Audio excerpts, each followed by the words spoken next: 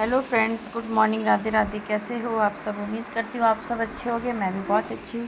और नए घर में हम तो फटाफट सुबह के टाइम है, अभी बना रही हूँ चाय। तो मैंने कहा सबसे पहले चाय बनाएंगे, अपने आलस को दूर करेंगे। थकावट भी हो गई है बहुत।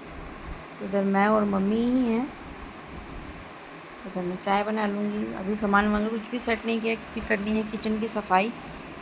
तो मैंने कहा पहले चाय बनाएंगे। और उठ तो मैं सुबह के टाइम पे ही गई थी, जिससे मेरा जो भी रूटीन है मेरा 6 बजे का। छत पर गई, थोड़ा बहुत वॉक वगैरह किया। फिर मम्मी को नहीं उठाया था, मम्मी थोड़ा लेट ही उठी थी। पानी वानी पिया, एक्सरसाइज वगैरह किया, तो बस चाय हमारी बन गई है। चाय बनाया, ब्रश वगैरह किया, और इधर मैं और मम्मी बैठ के चाय पी रहे हैं। तो मम्मी बता रही हैं कि कौन सा सामान कहाँ रखना है। तो अभी मम्मी से कह रही थी मेरी लाइफ की सबसे बड़ी गलती होगी कि मैंने सोफ़ा ले लिया, मुझे नहीं लेना चाहिए। तो पता है, सामान शिफ्टिंग के टाइम पे बहुत ज़्यादा दिक्कत हो जाती है।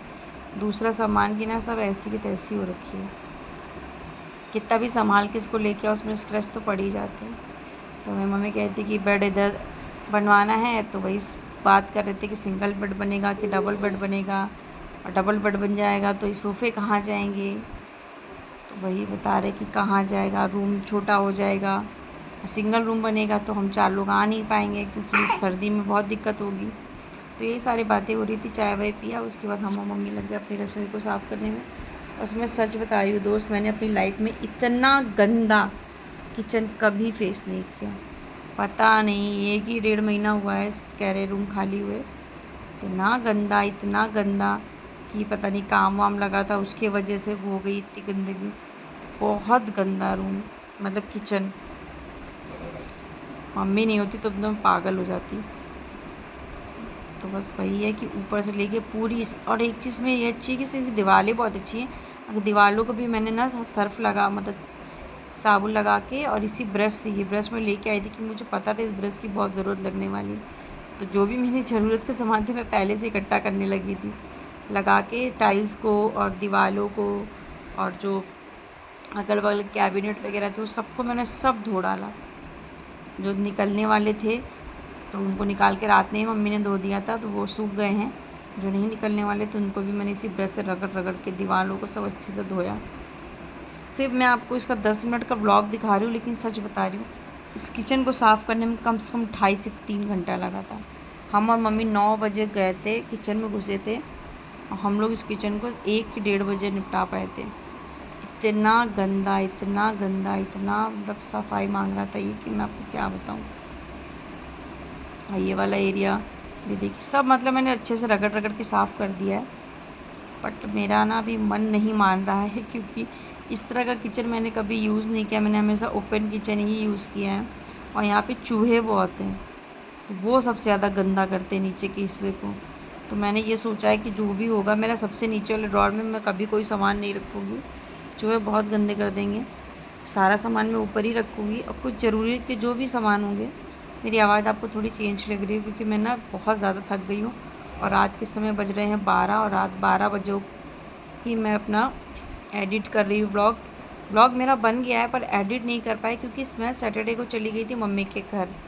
वहाँ गई क्योंकि मुझे थोड़ा बहुत पूजा पाठ का सामान वगैरह ख़रीदना था। तो वहाँ गई तो पता चला डुग्गू को पता नहीं क्योंकि लाइफ में उसको पहली बार सर में दर्द हुआ, और ऐसा सर में दर्द कि मेरा बेटा तड़प रहा था। तो नॉर्मल था, रात का समय था, तो मैंने कुछ आधी साइरिडॉन दे के मैंने कहा चलो काटो। फिर सुबह सैटरडे को नहीं, फ्राइडे को चली गई थी। सैटरडे को फिर मैं इधर आई, डुग्गू को तुरंत मैंने डॉक्टर को दिखाया इमरजेंसी में। तो वो डॉक्टर ने देखा तो कुछ भी नहीं था, मतलब उन्होंने अभी तो कुछ नहीं बताया, अभी सिर्फ 5 दिन की मेडिसिन ही दी है। लेकिन इतना उसको सर में दर्द ना, उसका मतलब पेपर भी चल रहा है, उसका पेपर भी छूट गया। कभी उसको इस तरह का पेन कभी भी नहीं हुआ कि उसको इस तरह का पेन कभी हुआ हो वो। और ये वाला एरिया आप देख रहे हो ना कितना गंदा है। मैं मम्मी बोली मैं तो नहीं साफ़ कर पाऊँगी, मेरे को बड़ा अजीब सी गिन आ रही है, तुम साफ़ कर दो। तो तेजाब वगैरह डाल के साफ़ कर रही है, पर एक दिन में नहीं होगा। मम्मी कह रही धीरे धीरे करोगे तो साफ़ हो जाएगा। सोचो एक ही दिन में सारा काम हो जाए तो बहुत मुश्किल है। तो वही मैं भी सोची थी, मैंने कहा इतना कर लेते हैं। हम लोगों के हाथ पैर कमर की ना बैंड बजी हुई है मेरी और मम्मी की, इतना ज़्यादा थक गए हैं। तो अभी सब सूख गया है, तो उसके बाद मैंने कहा आप डिब्बे वगैरह जो होते हैं किचन सेट कर लेते। किचन सेट होने से ये हो जाएगा ना, कि आप कुछ बना खा सकते हो। तो वही है कि डुगू को डॉक्टर के पास से लेके आई, तो एडिटिंग का टाइम नहीं मिला क्योंकि काम करते करते इतना थक जा रहे थे, इस वजह से मेरा सैटरडे को ब्लॉग नहीं आया। तो ये ब्लॉग मैं संडे को डाल लूँगी, तो आप लोग प्लीज़ देखिएगा और चैनल को सपोर्ट कर दीजिएगा। और वीडियो अगर ज़रा सा भी अच्छा लगे तो प्लीज़ चैनल को लाइक और सब्सक्राइब करिए। और आप लोग के पास कोई भी टिप वगैरह हो कि किचन को आप किस तरह साफ़ कर सकते हैं, और ये मॉडल किचन जो नीचे का हिस्सा है इसको कैसे साफ़ रखें और चूहे ना घुसें, इसमें गंदगी ना करें, तो प्लीज़ मुझे एक बार कमेंट करके ज़रूर बताइएगा। कि मैंने अपनी लाइफ में इस तरह का किचन कभी यूज़ नहीं किया, और बहुत साफ़ भी किया है, हर जगह एक फ़िनाइल डाली, लेकिन चूहे तो घुसेंगे नीचे का रूम है। तो एक जिस दिन मैं पहले दिन आई थी उस दिन मुझे बड़ा चूहा दिखा था, उसके बाद तो छोटी छोटी चूहियाँ दिख रही हैं और कॉकरोच थे बड़े बड़े। तो फिर हिट वगैरह मार दिया, तो अभी तो कॉकरोच नहीं दिख रहे हैं। देखो बरसात में क्या होता है। वही इसलिए मेरे हस्बैंड कह रहे थे ताने मुझे नीचे का रूम पसंद नहीं है, पर मजबूरी ये है कि गर्मी की वजह से लेना पड़ा नीचे का रूम। मैंने कहा भगवान बस कॉकरोच ही निकले, उसके अलावा कोई कीड़ा नहीं निकले, क्योंकि मैं और कोई कीड़े को झेल नहीं पाऊँगी, मुझे बहुत डर लगता है।